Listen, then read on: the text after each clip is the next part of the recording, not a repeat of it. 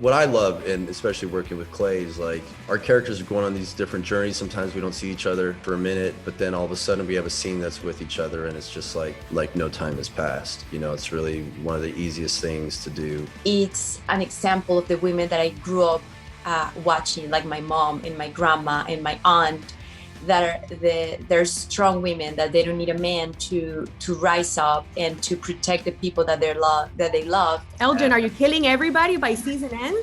Yeah, I mean, this is an awkward way to let them all know, but yeah.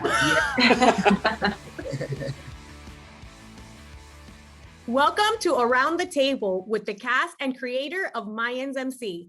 I'm Rosy Cordero with EW, and I'll be at the head of this table today. Joining me on this panel today is creator Elgin James, Danny Pino, JD Pardo, Clayton Cardenas, Richard Cabral, and Carla Baratta. Welcome, guys. Hi. Thank you. This plan, if this fails, our brothers are going to be gunning for you. And swing big, miss big. I've never been afraid to swing. Yeah, I figured you'd say that. Okay, I want to start with Elgin, of course, the Mad Daddy Hattie here of the series this season. With Kurt Sutter's departure, can you kind of talk about what it's been like for you to step in to the head role here? Have you found any challenges? Talk to me. It's been incredibly easy because of all these people on this Zoom with us right now and everybody else with this cast and crew. Like, we're amped up. We were ready. You know, we have stories we've been wanting to tell for a long time, and we're so blessed to be able to have those first two seasons. And I mean, in a lot of ways, you just look at it as, I mean, it's actually worked out pretty perfectly. If you look at the way that we even handled violence in the first two seasons, right? It was shocking. It was horrific. Sometimes it was funny. And I think for those of us that have experienced a lot of violence in your life, that wasn't enough. That was just the surface of it. So we're so lucky for this third season, we could go into the repercussions. We could go into the consequences and of everyone's actions. And that's really what, set up this whole season 3 for all of us, and the stories that we were going to tell, the places these brilliant people were going to go, and how just honest and raw and vulnerable everybody became. So it was easy. There was no challenges. It was just like, the challenge was just to try to, keep up with my friends. Listen, all the changes have been palpable. As a viewer, I see like you diving deep into these dark spaces of these characters, and even in some of the more uncomfortable, lighter spaces, even with some of them. But I have to say that right now, this is the first time that I'm scared for everybody's life. Elgin, are you killing everybody by season end? Yeah, I mean, this is an awkward way to let them all know, but yeah. You heard it here first. DW exclusive. No, Okay. it gets scary. It gets dicey. It gets dicey for everybody, whether it's for your life, whether it's for your heart, whether it's for your soul. It gets dicey for everyone. So I can't believe that. So here we're talking about episode 305 and those previous. We're already halfway through the season. We end at 305 with the shooting of my man. Easy. Yeah. Hello, JD. Can we talk a little bit about his journey throughout the first 5 episodes and how his life will be changed after getting shot? The interesting thing about how the season starts is it's like at the end of season 2, you get this sense of, the mission is done, the vatos are done, and now the Mayans can sort of move forward. I mean, obviously there's the dead SOA member, and there's more to be seen from that angle. But I think with Easy specifically, it's like now he's a patch brother. He's starting to get a little comfortable with the MC. As he's still trying to find his place in it, there's an element of being a little too safe, so to speak. Potter is gone. It's not like, is he in or is he out? He's trying to help the club. He's starting this new relationship with Gabby. And I think there lies a little weakness for Easy, is that he just became a little too comfortable. So, in episode 5, when the shooting happens, it just kind of happens. It's not like anything that he expected. And it changes his outlook from that point on. There's this, a part of Easy hates that happened, and more so that he put down his guard. and it's when he put down his guard and when he was focused on this relationship that he got attacked. And so there's definitely going to be which I don't want to give away too much, but it changes Easy's mindset moving on after episode 5. Poor Gabby, we'll miss her. Danny Pino. And within these first 5 episodes, we are seeing Miguel Galindo spiral after his mom's death. But there are 2 different times where we've seen him a little bit, I don't know if happy is the word, but one is with his lover, Palomo. And then in the arms of Felipe Reyes, his real father. Can we talk a little bit about that scene between him and Felipe and what Miguel was feeling when he was being embraced extra tight by Felipe? Man, Rosy, you have your finger right on the pulse of Miguel. You know, he's the sanctuary that he finds with Palomo is unlike any relationship he has early on in season 3. He feels isolated. He's in mourning. He's blaming himself. He feels guilty. He's angry at his mother as well. You know, he's trying to rationalize this himself in this new world that he lives in. And Palomo just makes it easy, right? So he gets to escape with her. With Felipe, obviously he doesn't know, right, what is going on. So he, you know, he's not playing any subtext there. What I think he finds in Felipe is somebody who knew his mother. It's another contact to his mother.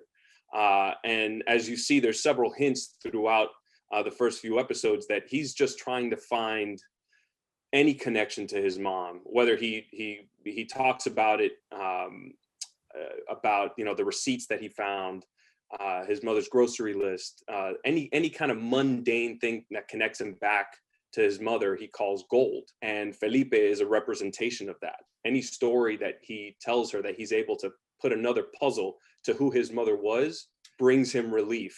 It makes him feel like she's back there with him. And that hug, I think, is as much a hug from his mom as it is, you know, more meaningful to the audience and to Felipe. No more lies, viejo.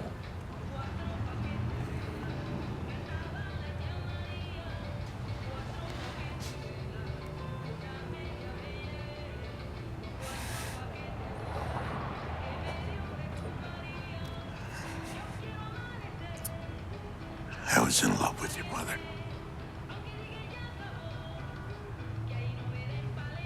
One thing that confuses me about him though is like he's so like, you know, family first, but then he's like really put his like son on the back burner. Like, how do you love your mother so passionately, but then you don't have those same feelings transferred to his son? We all mourn differently, Rosy. Okay, you know, fair. it's you know, I think that largely Miguel is trying to heal his wounds, and he's not thinking in terms of his relationship to his son per se. Although I would say that in order for him to have a relationship with his son, he needs to heal himself. And I don't think that he's actually thinking about it that way. Although I think that's how he's behaving. Just wait, Rosy. For Miguel and his son, you just wait about the ends of the earth that he'll go to for him. You just. Well, I was coming to you next because as I was rewatching the old seasons, I noticed that H is for Hawk is an interesting book. Were you kind of doing a little bit of foreshadowing previously about what's to come? Yeah, and you know, there's we have an amazing. She was a staff writer last year named Sarah Price that's been on the show even before I was. Actually, she's the only person who predates me. She was Kurt's assistant, and H is for Hawk was kind of like a touchstone between the two of us and a present that she gave me and something that meant a lot to both of us. So that's where it came from. Shout out to Sarah Price. Richard Cabral, so much going on with Coco this season. He's spiraling into this drug addiction. But I understand that this storyline was particularly special between you and Elgin. Can you talk a little bit about that? Well, there's so many layers to that, you know, the being special for me and Elgin. I think the main thing is that we wanted to go there, right? And for the last 2 seasons, we tapped into it a little bit, but we didn't really get too deep into it, right? And so we already had established that these demons were haunting Coco. And so we were just waiting for the chance to really get in it. And I think it just made perfect sense, right? With Elgin just foreseeing it like that his mother was an addict, and like the the promise that he had made himself as a young boy was no matter what, no matter how the falls, that I will never do what my mother did, right? And so if we're gonna go there, we're gonna go there, right? And I think Elgin's the one that set it up like that. But I think for a lot of us that are on this table right now, that there's a conversation between us and Elgin that we don't even have it physically, that the conversation is already there, and like he's gonna create something and he knows we're gonna be able to deliver, and we know that he's gonna take care of us like that. Told you we're at a crossroads. Tried to warn you. Was there ever a doubt a little lamb would choose anything but the steep and thorny path? What do you want from me? Let me start with what I don't want. I don't want to have to show this photo to your brothers. I don't want to set on fire. The karma's got enough dead weight without your body attached to it. What do you want? 1 kilo of heroin. You really are crazy. You want me to not get killed by stealing from my club, which will automatically get me killed. Clayton, it's your turn in the hot seat here. Just as Angel was settling into this life where he was certain that Adelita and their baby was not going to be a part of, she reappears. And just as quick as she reappeared, she disappeared. Can you talk to me about what Angel is going through mentally as this change? Yeah. It has to be affecting him. Oh, for sure. I mean, I think through the first 3 episodes, we see him, dealing with grief and depression, and in a way that some people do with alcohol and multiple women and whatnot. And then I think it's at the end of 3 is where we get to see her. She surprises him, and she's inside of his house while he's walking out with this woman. And I think at first it's a moment of fear for his own life, and then fear for this other woman's life. And I think his first reaction is to get this other woman out of the house and speak to her.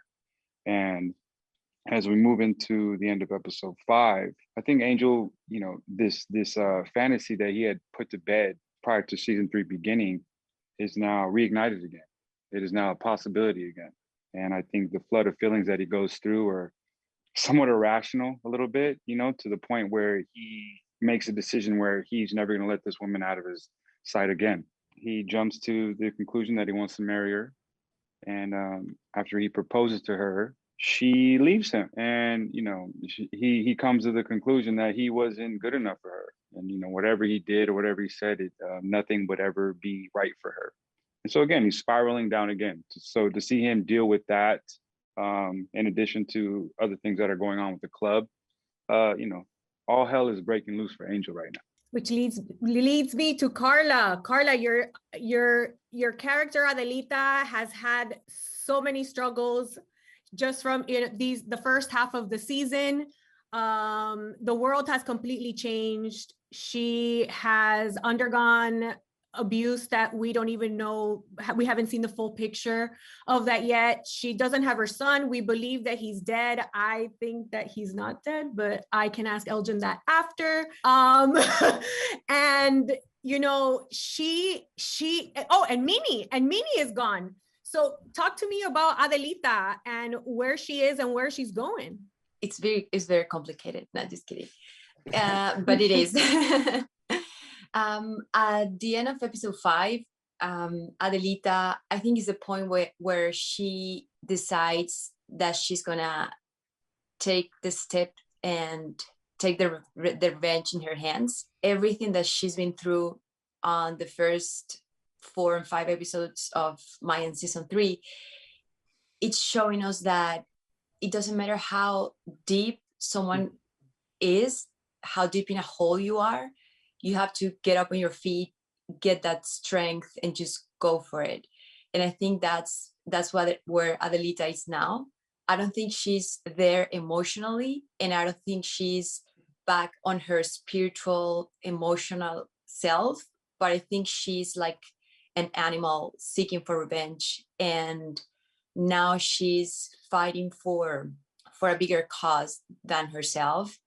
And I think she's putting herself aside, everything that she feels, everything that she, even the possibility of having something with Angel, having a home, a family. I think that's not on her mind. And I think that's one of the reasons why she shaved her head. It's like she's not even a woman anymore. She's this animal, wounded animal that's just seeking revenge and needs to fulfill that to find peace in some way.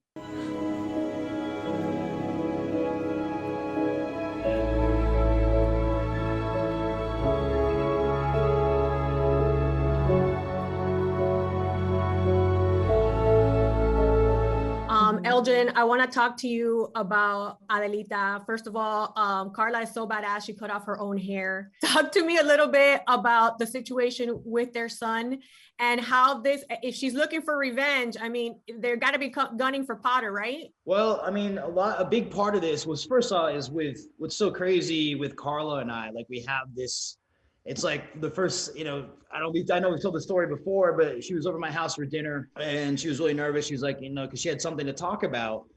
And she told me that she was pregnant. And I was like, are you kidding me? I'm like, we just wrote in that Adelita is pregnant. Like, this is crazy. And this happened naturally. The same way I was like, all right, how am I going to talk to Carla about, I really want her to shave her head? Because I think it's really important. Because I think what's happening there is she is regaining herself, right? This whole, we can talk about it some other time, but the whole thing about this season, the main theme is how much stronger women are than men, right? You have all these situations where the women have dealt with grief and dealt with tragedy, and they've tried to take they've moved towards the light. And while the men, I mean, Michael Irby isn't with us, who's done an incredible job. We look between him and Pena and how she's grown and trying to go towards the light, and he just spiraled more into the darkness. And so part of this with Carla, or Adelita, who has been in this grip of this man, even her body wasn't her own, her child wasn't her own, and she comes home as a wounded wolf, as she was saying, and she comes back to where she's safe, to this den, which is obviously in the Angel, the man that she loves the most. And even what Angel is asking of her, even though it's a proposal, is still for submission. And that's why we have that scene when she's walking through and she's trying it on and she's opening up the kitchen drawer. She's going to put all these like ideals of, femininity. She's sitting in his, t-shirt, the boyfriend shirt on the thing with, bottomless.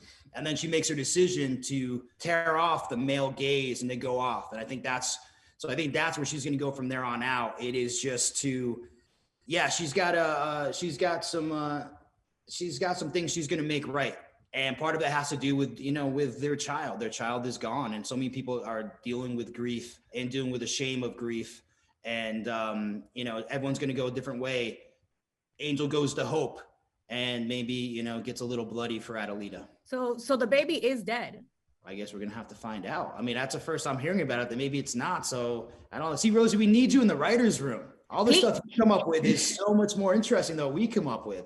Listen, I know y'all are playing with me. That's why I never know what to think here. Now, Elgin has done a great job this season of isolating just about everyone. Clayton and JD, what does that mean for the Reyes brothers? I think we finally get to see them on a common journey. Angel's finally accepted that his brother, there's no going back now, right? He's in this, and I'd rather he be in this and I'm in it with him, than he be in something else and I not know what's going on. So, I think it's going to be a fun journey to see him, or to help Easy navigate through the hierarchy of the club. He's kind of just he's schooling the young blood, as we like to say. So I think there's a lot of fun in that. There's a lot of unity. There's a common goal for a lot of the club transactions and stuff and whatnot like that. So I think it's fun. I think it's being brothers, there's always going to be some type of riff. And I think that's where we get to play with it. We don't have to lean so hard in the negative aspect of it. I think that could be a fun thing to play with sometimes. So I think fun and common bond. Yeah, I think, one thing I think you can really count on is just the Reyes brothers. I mean, that's just really fun. A real fun part of the Mayans MC. And, there isn't this, Easy being a fully patched brother now, it's changed the dynamic a bit. It's not like Angel's really holding a secret anymore. And it's not like, what are they going to do with the club? Are they in? Are they out? How do they protect each other? And now they're fully brothers. And there's this element where Angel sort of expects Easy, you're fully patched now, do your thing, and Easy's trying to figure it out. But every character is really going through their own journey right now, their own personal journey, so Angel really doesn't have time to hold Easy's hand, and Easy doesn't have time really to go and ask his brother how to do something. He just kind of starts using his own mind and relying on his own experiences with prison and survival, that he comes up with this idea and pitches it to Bishop, and Bishop likes it, and they just want to roll with it. And I think it's a part of it is Easy's confidence and passion in believing that he can actually make this thing happen. But what I love, and especially working with Clay, is like our characters are going on these different journeys. Sometimes we don't see each other for a minute, but then all of a sudden we have a scene that's with each other, and it's just like no time has passed. It's really one of the easiest things to do. Just do a scene together. I think, acting with JD the first couple seasons, I've never had as much this type of intuition to where I clearly know what he's thinking or doing when we're doing a scene. And so there's looks at times, and camera technical jargon that it just comes so natural for us. And I think that really works well for the show. And also, let me also add this. Sorry if I keep adding stuff in. I think it's as far as the characters Easy and Angel, I think Angel knew that Easy would bring some type of value to the club. I just don't think Angel thought it would come this quick and be this grand, So I think he's a little taken back by that, but in the most positive way. Making Bishop the only king will be a game changer for Santo Padre. Makes us the center of the universe.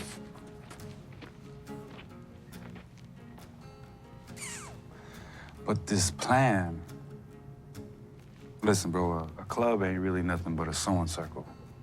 A bunch of jealous ass bitches. This fails, our brothers will be gunning for you. Swing big, miss big. I've never been afraid to swing. The Reyes brothers have so much love to give. I cannot wait till they find out that there's a third one, a third Reyes brother, and then we can combine and be a happy family. And then you have this super team of guys who are gonna take over everything, right? Danny Pino? Yeah, we're gonna have a big quinceañera when we find out. Yeah, first we're gonna have to work a few things out though before we even get to that point. Thank you for circling back and including me in the whole Reyes brothers thing. I was kind of left out. I mean, there's gotta be some kind of place where they can meet in the middle. Everybody's family means everything. This could actually cheer up Miguel. Or not.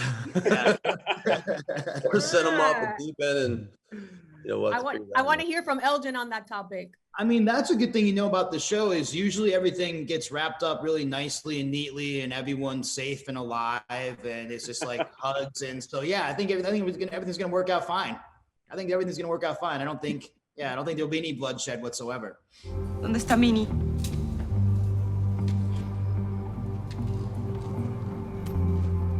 Ella se fue. Se convirtió en un problema cuando tú te fuiste. ¿Cómo pudiste dejarla ir? ¡No! ¿Cómo pudimos?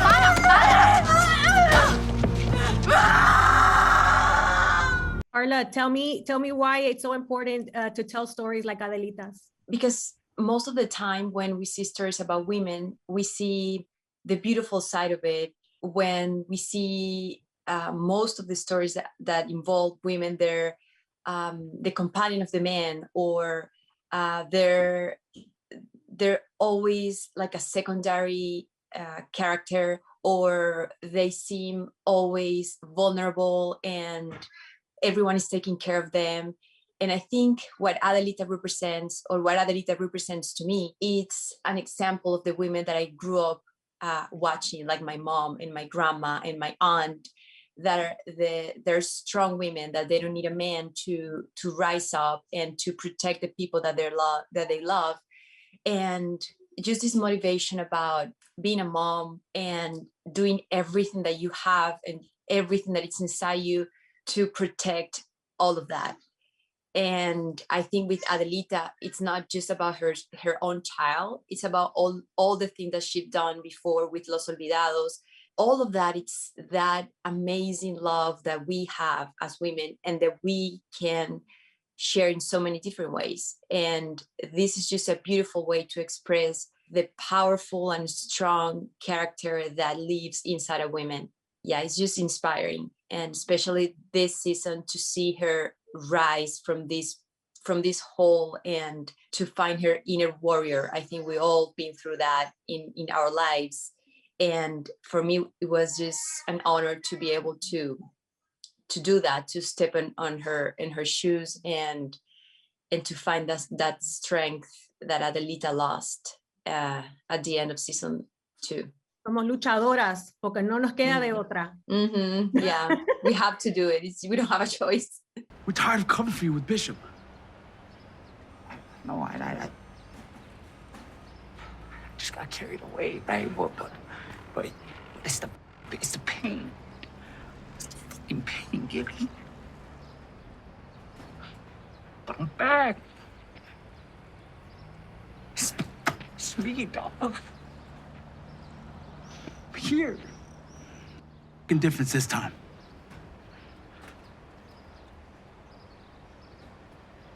Fucking promise. They're wrapping me up, so I want to end on this note. And I don't say this lightly. As I'm watching this season, I am throwing imaginary Emmys at my television. I really don't say that lightly. Whoa. Okay, so I want to talk to Richard Cabral. I mean, sorry, hold on. Emmy nominated Richard Cabral. Why should the Academy consider Mayans MC season 3? Because this is an all-star team, right? And we bring our hearts and soul. And like Elgin said earlier, there is no killer scene, right? Every scene is meant for a purpose. From episode 1 to episode 10, every scene and every actor was thought of. And, the work speaks for it, right? Like, and for me, like, I know this is the greatest performance that I have given in my life, right? I sacrificed my body for like nearly 6 months. You can't do nothing else but sacrifice your body, right? So, and that's how I got nominated the first time. That's how I got a Critics' Choice nominated the next time. So when you do that type of work and you are willing to sacrifice your mind, body, and spirit for the work, then it's very considerate. So just to clarify, you're talking about where you're talking about you sacrifice your body. You lost a lot of weight to play Coco. Yeah, Elgin. Yeah, we're at Meth Mountain. And I asked him to lift up his shirt. I told him to lift up his shirt as if I was on top. Pull him up. Like, lift up your shirt, bro. I'm like, you gotta eat. I'm like, you gotta eat. You're gonna die. It's like I keep saying, I asked him 2 things. One of those things was just to please stay alive this season. And he barely did. He was eating like 5 almonds a day, dude, to try to climb up with almonds. So the big treat was he could eat an apple. Oh my God. Yeah, no, he literally sacrificed everything, man. He sacrificed. So yes, yeah, we were all very worried for our friend Richard, but also awestruck about what he was doing and where he was going. Well, I know that the Emmys or any awards are never the goal. I just felt like it was time for me to say that it's time. Mayans MC airs weekly, Tuesday nights on FX. Replays are available 24 hours later on FX on Hulu. This has been EW's Around the Table with Mayans MC. Thank you, Mayans MC fam, for letting me hang with you for a little while. Thanks. Come to the writer's room. Come join the writer's room. Please take me, but then I'll bring back Nero.